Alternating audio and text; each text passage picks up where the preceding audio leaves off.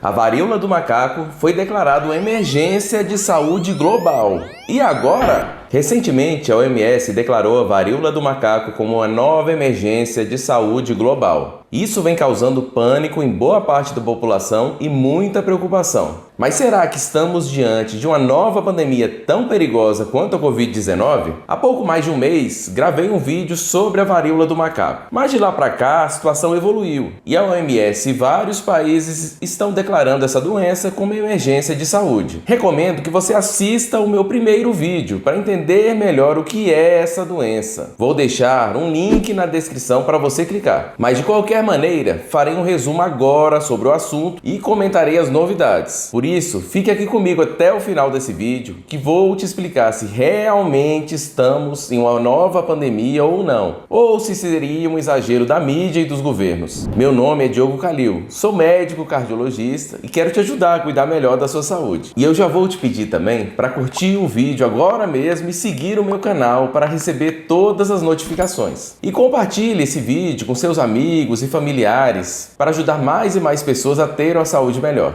Acesse o meu site cardiologistadf.com.br para ver mais artigos sobre saúde.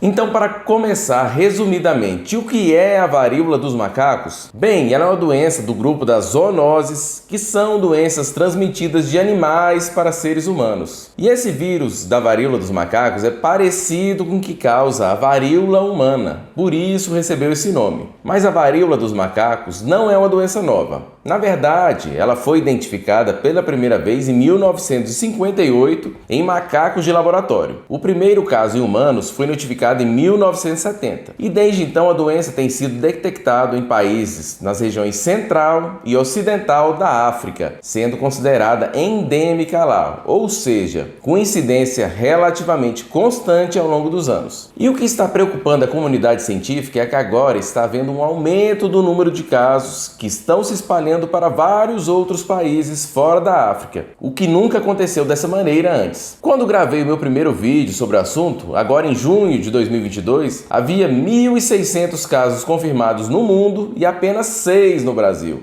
Porém, agora, no início de agosto, já temos mais de 1.000 casos no nosso país e já tivemos o primeiro óbito, inclusive. A pessoa que morreu era de Minas Gerais. Era um homem de 41 anos que sofria de imunidade baixa e câncer. No mundo todo, a doença já tem mais de 19.000 casos confirmados em 76 países, inclusive nos países africanos que são endêmicos para a doença.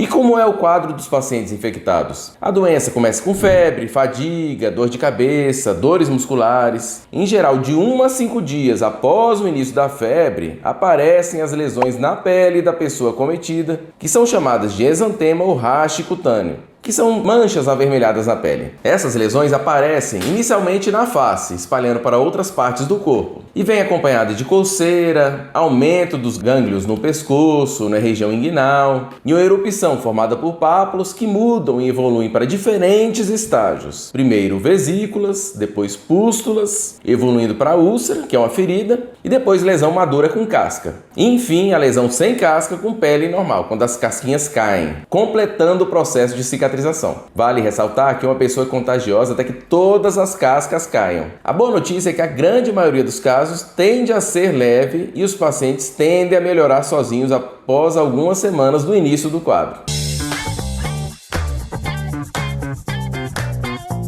A transmissão da doença se dá principalmente pelo contato com as lesões da pele e com o contato da secreção dessas lesões também. E também pode haver a transmissão através do contato com roupas e objetos de uso pessoal que tenham sido contaminados com essas secreções. Há a possibilidade de transmissão por gotículas respiratórias também. E há também a possibilidade de transmissão sexual da doença. Pelo menos é o que diz um estudo publicado no New England Journal of Medicine, liderado por cientistas da Universidade de Londres, Queen Mary. O novo artigo analisou 528 infecções confirmadas em 16 países, entre 27 de abril e 24 de junho de 2022. Segundo o estudo, 95% das infecções foram suspeitas de terem sido transmitidas pela atividade sexual. 98% das pessoas infectadas eram homens que fazem sexo com outros homens. 41% tinham vírus HIV e a idade média era de 38 anos. E segundo a OMS, especialmente se houver múltiplos parceiros sexuais, há um risco maior de se pegar a doença. Porém, segundo os pesquisadores, não só o contato sexual, mas qualquer contato físico próximo pode transmitir a doença. Muitos dos infectados avaliados nesse estudo apresentaram sintomas não previamente associados à doença, como lesões genitais únicas, feridas na boca ou no ânus. Um dado muito bom é que a maioria dos casos no estudo foi leve e autolimitado e não houve mortes. Embora 13% das pessoas tenham sido internadas em hospital, nenhuma complicação grave foi relatada na maioria das pessoas internadas. O DNA do vírus estava presente no sêmen de 29 das 32 pessoas testadas, mas ainda não está claro se esse material é capaz de transmitir a infecção. Apesar de tudo isso que eu disse, é recomendável cuidado na prevenção com qualquer grupo, pois homens heterossexuais, mulheres e crianças também são suscetíveis a pegar a doença.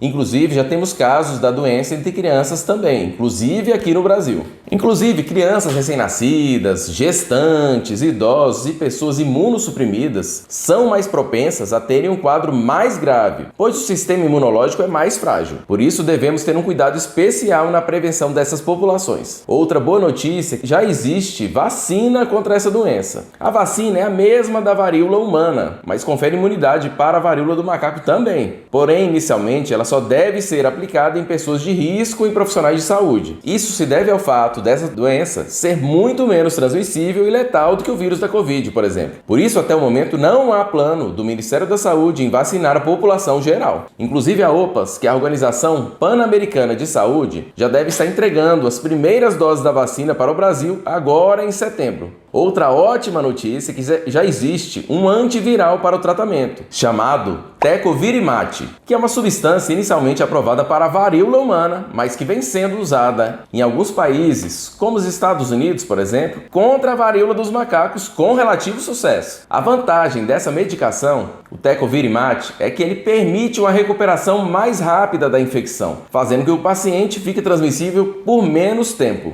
Porém, devemos ressaltar que, de qualquer forma, a doença possui baixa letalidade, sendo que a maioria dos casos se resolve sozinha em algumas semanas. E o Ministério da Saúde já informou que estará adquirindo o Tecovirimat para ajudar o país a enfrentar essa epidemia. Então, afinal, respondendo à pergunta que eu fiz no início, estamos diante de uma nova pandemia ou não? Bem, primeiro, antes de responder essa pergunta, vamos ver a definição de pandemia segundo a OMS. Segundo a organização, pandemia é a disseminação mundial de uma nova doença, e o termo passa a ser usado quando uma epidemia, surto que afeta uma região, se espalha por diferentes continentes, com transmissão sustentada de pessoa para pessoa. Bem, de acordo com o decreto da OMS que declara a doença uma emergência de saúde global, pode-se dizer que a doença já tem algumas características de pandemia, embora ainda não tenha recebido essa denominação oficialmente. Mas calma! A situação da varíola do macaco ainda é bem diferente da Covid-19, pois, como eu disse, ela possui uma letalidade bem menor e também é muito menos transmissível, sendo mais fácil de controlar e causando um impacto muito menor em termos de sobrecarga dos hospitais e mortes. Portanto, vale todo cuidado, mas não há motivo para pânico. E esse foi o vídeo de hoje, espero que tenha gostado. Caso tenha alguma dúvida sobre o assunto, deixe aqui embaixo nos comentários que terei o maior prazer em responder. Um abraço e até o próximo vídeo.